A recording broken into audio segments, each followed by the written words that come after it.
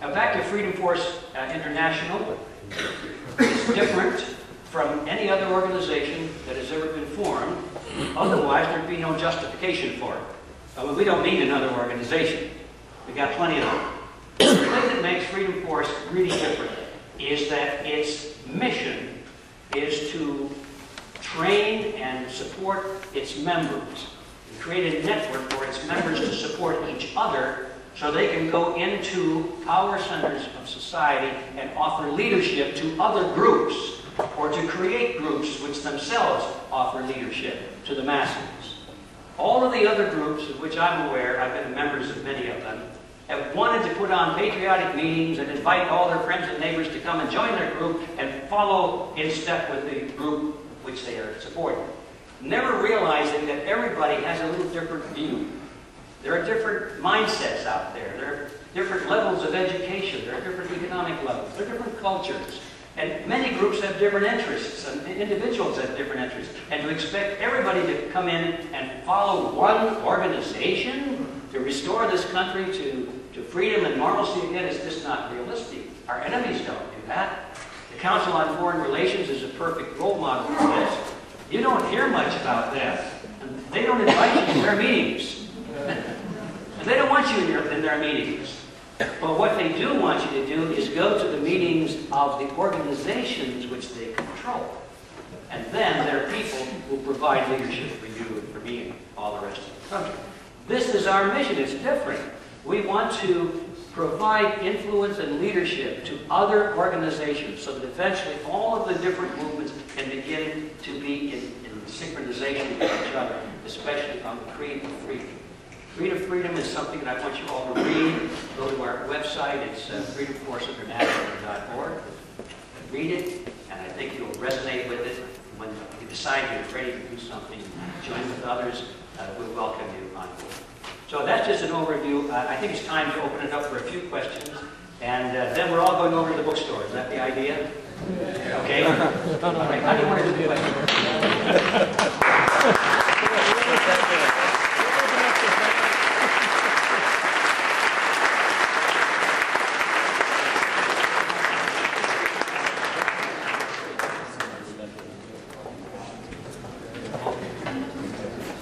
Yes, we've been asked where the clipboards are for people that wanted to sign up for the new service.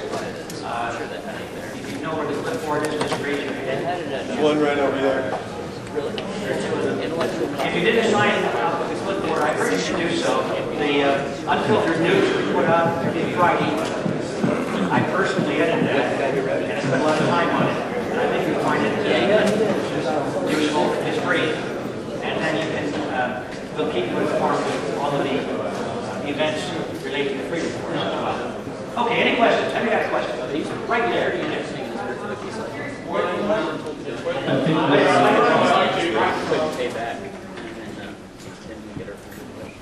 I'm curious if you know why the Golden Isles has been such a destination for so many groups for so long, like the Rockefellers and Vanderbilts. Bilderbergs have met there. It's been a destination for the Bushes and the Kennedys as well. As, they had a G8 conference there a few years ago, and then of course the Federal Reserve. So I was just curious if you had any comment on that. I missed the very first. I missed the very first part of that. There was a place you said an island. Well, for instance, like Jekyll Island is there's like St. Simon's Island, Jekyll, and Sea Island, and they've had the G8 conference there. There's been Bilderberg meetings there. The Rockefellers and Vanderbilts have had hunting lodges there for over 100 years. So I'm just curious what the significance was of the place where the Federal Reserve was created.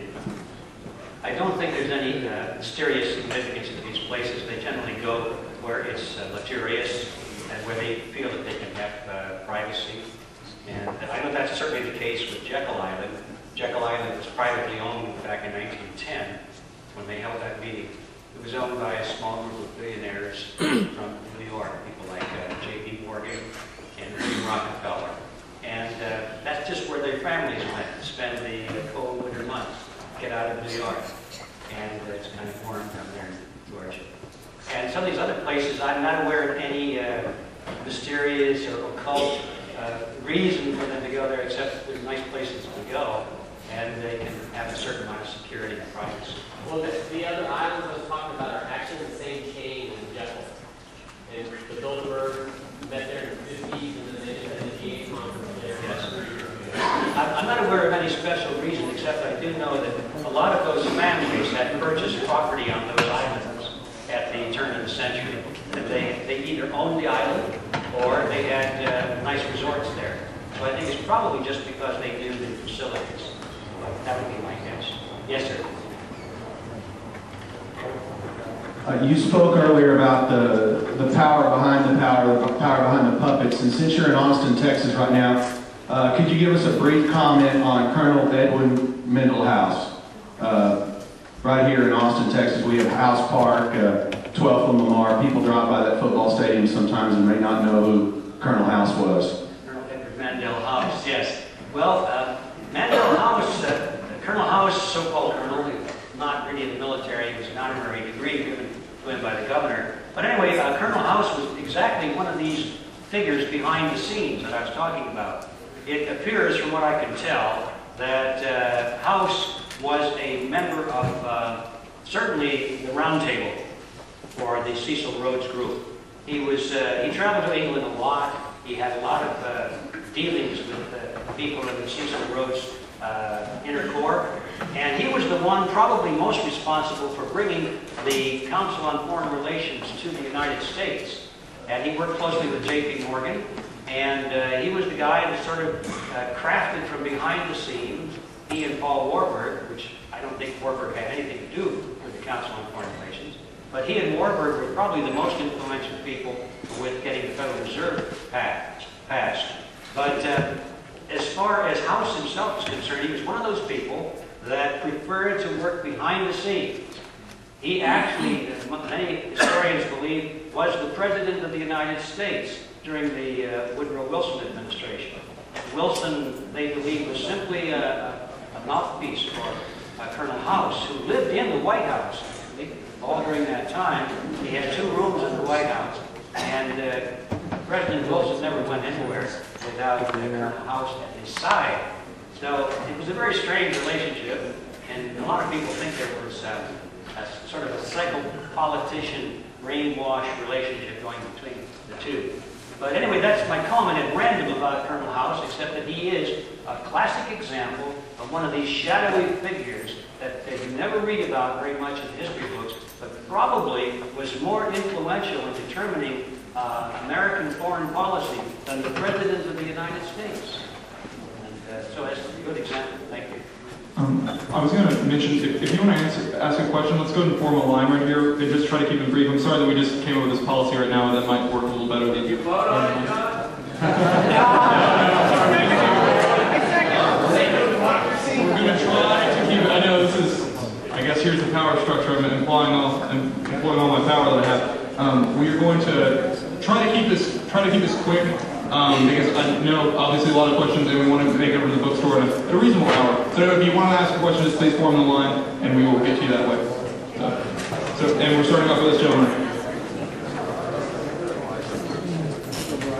How do we keep good organizations or organizations that might have been good and going bad? I mean, I think a classic example is the Cato Institute. The Cato Institute used to be pretty good in the 80s, and now they're a neo-con disgrace. Or in some respects, I think the Libertarian Party's even lost its way. What do we do to keep the good guys? How do we keep the good guys to stay good guys? Good question. Before I answer that, I was just reminded that if anybody wants to have a local source for more information about Freedom Force, you ought to go to the Jack Blood radio program. I guess everybody knows about that. He's a member of Freedom Force and his committee to make information available.